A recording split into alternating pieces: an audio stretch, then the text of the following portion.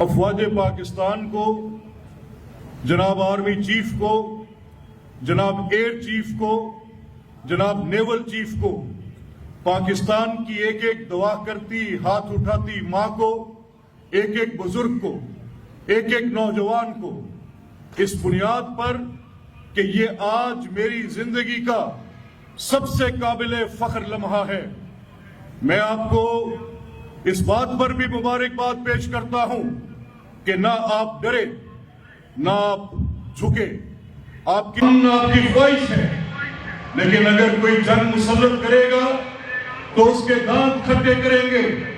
میں پچھلے چند روز سے ان رینجر کے جوانوں کے ساتھ، ان فوجی جوانوں کے ساتھ جو اس بارڈر پر تھے، کبھی گنڈا سنگھ بارڈر پر تو کبھی دفاعی بند پر، اپنے لوگوں کے ساتھ میں یہ دیکھنے کے لیے گیا کہ جذبہ کیا زبان بولتا ہے، کیا جذبہ کسی سے ڈرتا ہے، کیا کسی کی خدا نخواستہ کوئی سوچ اور مکاری اور چلاکی اور دھوس اور دہشت ہماری عوام کو کہیں خوفزدہ تو نہیں کرتی؟ تو میں جس جگہ پر گیا میں آپ کو یہ بتا سکتا ہوں کہ چاہے وہ بچے تھے، بوڑھے تھے، جوان تھے، وہ اپنی افواج پاکستان کے لیے دعا گو بھی تھے۔ مجھے انہوں نے بتایا کہ ہم نے اپنے گھروں کو خالی کر دیا ہے، مجھے انہوں نے بتایا کہ ہم اپنا ڈھور ڈنگر مال مویشی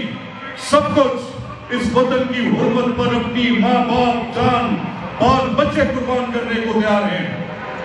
ایسی سوچ، ایسا جذبہ، اس کو کوئی شکست نہیں دے سکتا۔ اور میں ان لوگوں کو یہ پیغام بھی دینا چاہتا ہوں کہ آپ نے بلا اشتعال، بلا ثبوت الزام تراشی بھی کی اور در اندازی بھی کی، اور آپ کو جو جواب ملا ہے آج اس کو دنیا تسلیم کر رہی ہے۔ میں سمجھتا ہوں کہ ہماری قیادت کا، سیاسی و فوجی قیادت کا اور عوام پاکستان کا یہ سب سے بہترین لمحہ ہے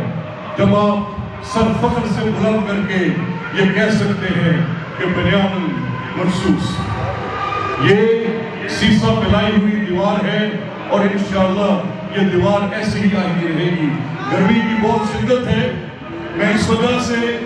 ابھی درخواست کروں گا قاری سہیل صاحب سے، قاری صاحب شدت بہت ہے، میرا خیال اس میں آپ زیادہ بڑھا دیں۔